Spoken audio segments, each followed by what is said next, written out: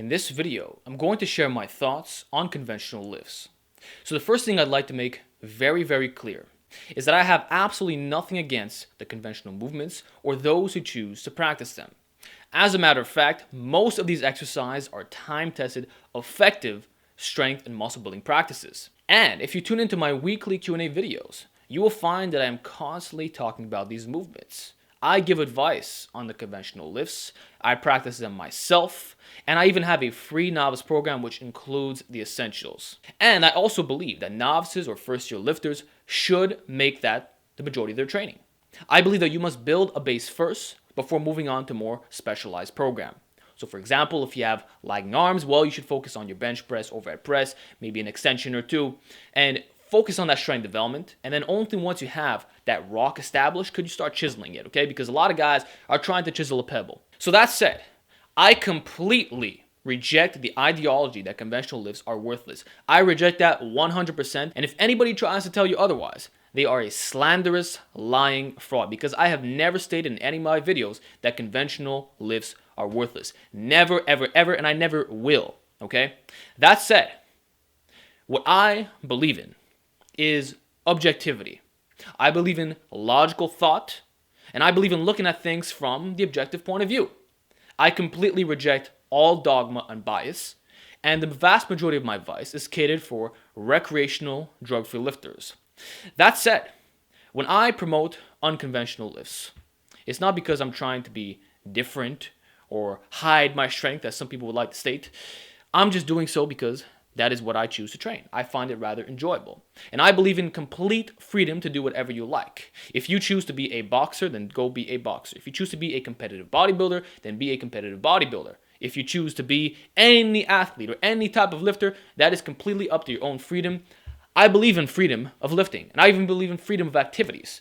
You should have the right to do calisthenics, right? You should have the right to do whatever you please. So I'm not against conventional lifts, and the only reason why I do unconventional lifts is because I find it enjoyable, and I sincerely believe with 100% conviction that from a hypertrophy standpoint, it will not make a significant difference in terms of your overall physique. So now that you know my stance on the issue, I want to also make it clear that the only concept that I really reject is elitist mentalities and dogma. I believe that this has no place in the fitness community, and I believe it to be factually wrong. So for example, if someone has large legs and they choose not to do a barbell back squat anymore, they choose to focus on pistol squats, Bulgarian split squats, etc., I think that the individual has the complete right to do so, and I don't see anything wrong in recommending a different approach to doing the back squat. If someone wishes not to perform the conventional deadlift in favor of, say, a hack deadlift or a block pull or a rack pull or a sumo deadlift, I don't see anything wrong with that. If someone wishes to use straps on their pulls, I don't see anything wrong with that. So what I'm really against is when people try to imply sport rules to those who do not practice the sport. So for example, if someone chooses to do a touch and go bench press, I don't have a problem with that whatsoever. Just because it might not be illegal in a powerlifting competition does not render the touch and go bench press a worthless exercise. And that is a conventional lift, by the way, a touch and go bench. It does not make it worthless, and it does not make it a lesser test of strength. After all, you will get better at that which you train. So I simply reject dogma and bias, and I believe in logical thinking. I think you have to look at things so objectively and identify, okay, does it make sense for me to do this? Should I do this? Is this necessary for me to do this?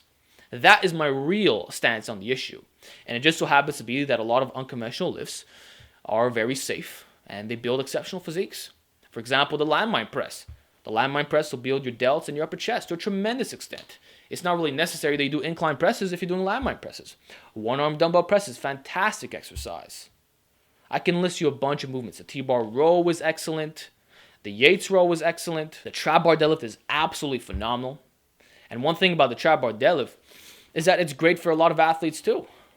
I think there are a multitude of different deadlifts that are beneficial, not just the conventional.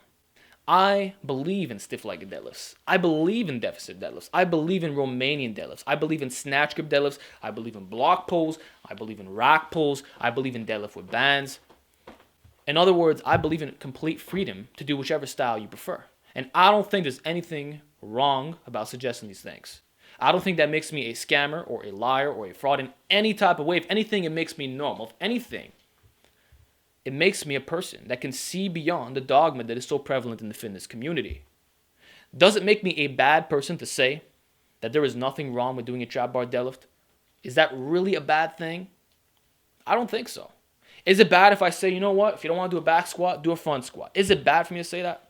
Just because the front squat's not part of a competition? I really don't think so.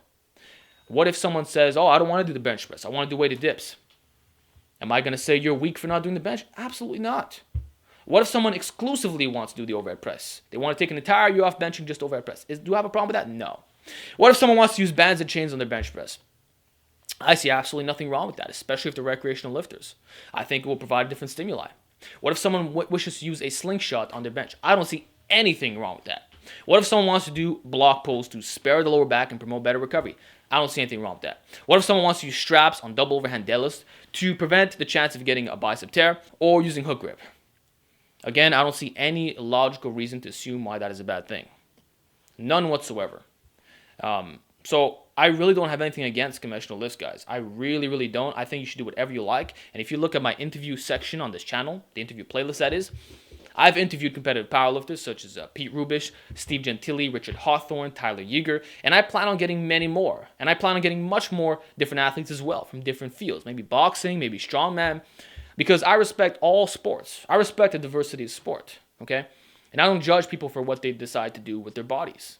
Likewise, I feel that people shouldn't try to judge me either. What I do is 100% my own choice, and I'm not trying to force anything down your throats. I like to give advice to pretty much everybody in a multitude of different fields. So there you have it. I don't have anything wrong with the conventional lifts. The only thing that I've ever done on this channel when I talk about these lifts is identifying the bias for what it is and providing alternative solutions. And in all of those cases, I was factually correct. My assessments are based off logic, not emotions. I look at things truly from an objective point of view. And if a bodybuilder comes up to me and he says, Alex, can I do trap bar deadlifts instead of conventional deadlifts? And then at the end of my workout, I do some hyperextensions. My response is yes, you can absolutely do that. If a guy tells me that his legs are too big and he does not want to squat anymore, and he says, oh, can I do pistol squats? I say go for it. If someone does not want to do bench press anymore, say they want to do weighted dips or overhead press, I don't see a problem with that. I really, really don't. If someone wants to do additional movements, if someone wants to do a dumbbell press, I don't see a problem with a dumbbell press, an incline dumbbell press, flat, a floor press. If someone wants to bench or chains, I don't see any issues whatsoever in training the way that you desire, okay? And from a bodybuilding standpoint, you're not going to see significant differences. And I just want to make it clear also that I don't have any problems with competitive bodybuilders. They are 100% welcome here, and a lot of the advice that I give is for looking better. Aesthetics, having larger muscles, proportions, all these things. So this channel is not only about strength development, and it's actually quite divided. I would say it's about 50-50 or so. A lot of my viewers care about the size, others don't so much. Some it's a little bit in between. Regardless, we have a diverse population here, and I like to address things from every possible perspective. But yeah, I like conventional lifts, and some of them are really, really, really good, like the barbell back squat, for instance. So I don't reject conventional lifts. I reject the idea that this is all you need, or that you can't do any type of other training. I think that is a factually incorrect mentality, especially when we talk about people who are just trying to get bigger. And I see no reason to believe why recommending a few unconventional lifts here and there would be a bad thing. I don't see why a recreational lifter performing a trap bar deadlift or a Jefferson deadlift or a hack lift is anything wrong. Not at all. I don't see anything wrong of doing weighted dips in favor of the bench press. None at all. And if you can actually say to my face that there's something wrong with these lifts, if you're a recreational lifter who does not compete, please give me your arguments, because I can't think of anything here. Because to me, that's just not based off logic. There's so many different approaches and there's no one right way. And I've never tried to shove anything down your throats. I've referenced other people's programs. I've referenced different exercises that I don't even do myself. I do believe in some training systems are more effective than others, and I am a proponent of maximal training. I think that you're better off with some accessories, some mobility work, hitting your weaknesses. That's what I personally believe. But if you choose to rock a different path, say with basic exercise selection with linear periodization, that is more power to you. And I will never look down upon you, and I will never be mean to you. So I believe in complete freedom to do whatever you like. Whether it's conventional or unconventional, does not matter. And then one final statement that I'd like to end off this video with is that unconventional lifts, I did not invent a single one of them. So everybody who's trying to say that I attempted to reinvent the wheel is factually wrong. First of all, a lot of the exercises I do are, in fact, competition lifts in certain federations. I can provide a link in the description box if you like.